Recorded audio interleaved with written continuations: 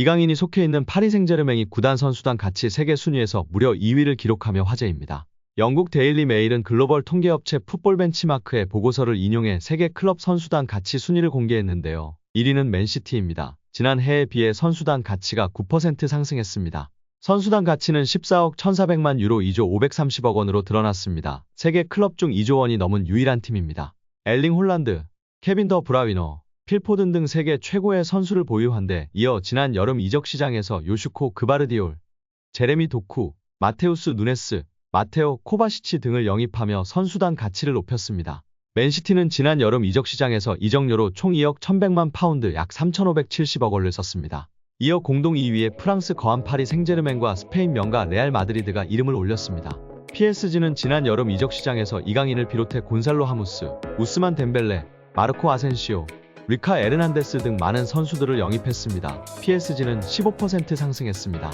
레알 마드리드는 새로운 에이스로 등극한 주드 벨링엄 영입으로 대표할 수 있습니다. 레알 마드리드는 21%의 높은 상승세를 기록했습니다. 두 팀의 선수단 가치는 11억 5,200만 유로 약 1조 6,726억 원으로 나타났습니다. 4위는 해리케인, 김민재 등을 영입하며 선수단 가치를 높인 바이에른 뮌헨이 차지했습니다. 바이에른 뮌헨의 가치는 10억 2,300만 유로 약 1조 4,853억 원이었습니다.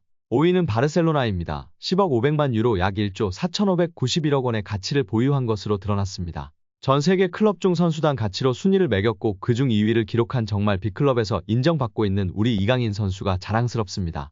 여기에 훈련 중 이강인이 킬리안 은바페와 함께 방방 뛰면서 웃음을 멈추지 못한 장면이 공개되며 화제입니다. 선수들은 진지한 마음가짐으로 훈련에 임했지만 이따금씩 서로에게 장난을 치며 웃는 등 밝은 분위기 속에서 훈련을 받았습니다. 특히 이강인이 킬리안 은바페, 비티냐와 한 채 웃는 장면이 공개되면서 팬들의 관심과 사랑을 받고 있습니다. 영상 속에서 이강인은 은바페, 비티냐와 나란히 어깨동무를 한 채 웃는 얼굴로 방방 뛰어다녔습니다. 이강인 반대쪽에 있던 은바페가 가운데 비티냐를 둔 채 오른팔을 휘저으면서 굉장히 신이 난 듯한 모습을 보여줬는데요. 이렇게 밝은 모습을 보이고 있는 선수들이라 마음이 한결 놓이는 것 같습니다.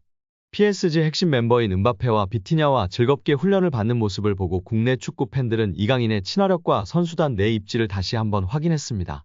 평소 이강인은 PSG 에이스이자 세계적인 축구스타 은바페와 같이 붙어있는 장면이 자주 목격돼 화제를 일으켰는데요.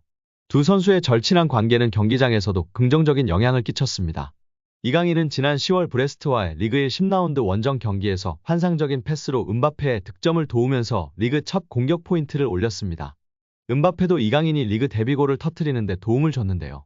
지난달 4일 11라운드 몽펠리에와의 홈경기에서 이강인은 아슈라프 하키미의 패스를 받아 멋진 왼발 슈팅으로 골망을 흔들면서 시즌 2호 골이자 리그앙 데뷔골을 터뜨렸습니다.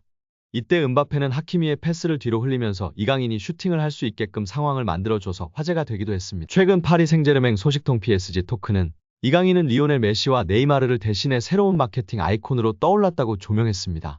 이어 프랑스 매체 RMC 스포츠의 기자 다니엘 리올로가 이강인의 존재감에 대해 언급한 내용을 전했는데요. 리올로는 이강인은 히트작이다. 1년에 걸쳐 떠난 스타들의 손실을 보상했다며 메시와 네이마르가 떠나면서 생긴 마케팅 공백을 메웠다고 극찬했습니다.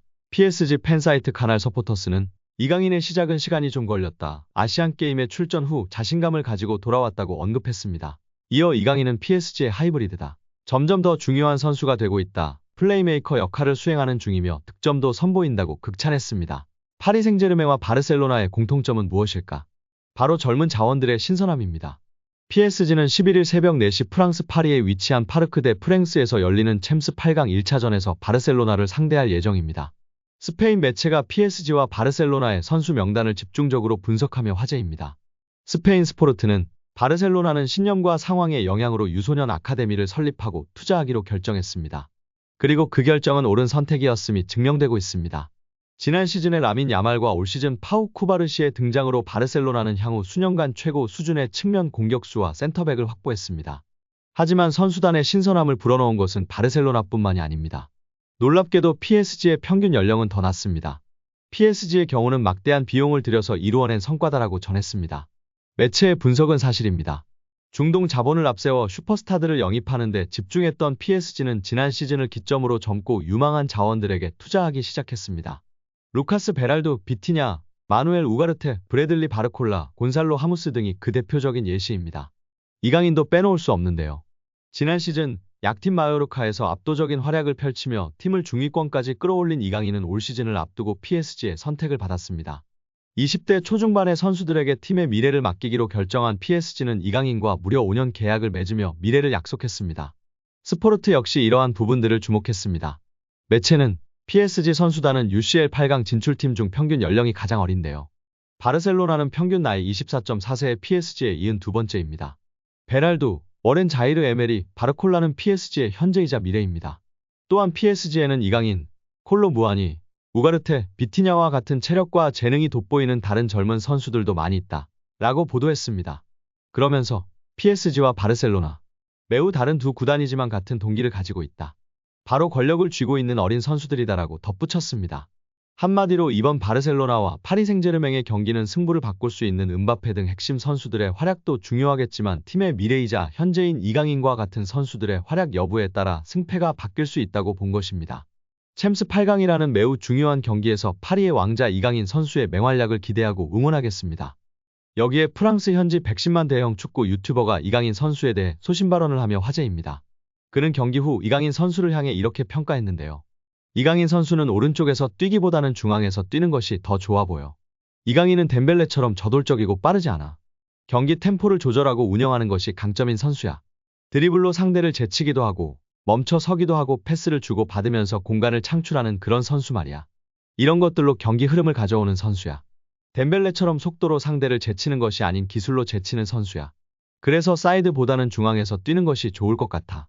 그의 키패스나 탈압박을 봐도 중앙이 더 좋은 위치라고 확신해. 오늘은 오른쪽에서 뛰었고 나쁘지 않았어. 물론 업다운이 있었지만 이강인이 안 보일 때에는 하키미가 높은 위치까지 올라가서 그 뒷공간을 이강인이 커버해야만 했어. 하키미와도 호흡이 좋았고 상대 선수를 힘들게 할 수 있는 능력을 갖춘 선수라는 것을 분명히 알 수 있었어. 최고의 경기를 펼친 건 아니지만 최악의 경기를 펼쳤다고 볼 수 없어. 강인이는 오늘 잘했어. 중앙에서 뛰면 더 큰 도움이 될 거야 라며 소신 발언을 했습니다. 다만 현재로서는 유리몸 덴벨레 선수가 부상당하지 않는 한 엘리케 감독이 덴벨레를 중앙에 세워 양발 모두를 쓰며 돌파하고 예측 불가능한 움직임, 패스를 할 수 있도록 하겠다고 공언하고 있는 상황입니다. 실제 박스 안에서의 마무리, 디테일이 부족한 모습이 드러나고 있는 덴벨레 선수이나 패스, 드리블 등을 탁월하게 해내면서 전문가들의 찬사를 받고 있습니다. 엘리케 감독이 덴벨레를 중앙으로 이동시킨 건 생각지도 못했는데 옳은 판단이라며 칭찬하고 있는 상황이기 때문에 아무래도 이강인 선수가 중앙에서 플레이메이킹을 하기에는 쉽지 않은 상황입니다. 우리 구독자 여러분들의 생각은 어떠신가요? 오늘 영상은 여기까지입니다. 끝까지 시청해주셔서 감사합니다. 늘 건강하시고 더 좋은 영상으로 찾아뵙겠습니다. 구독과 좋아요도 잊지 마시고 부탁드립니다. 감사합니다.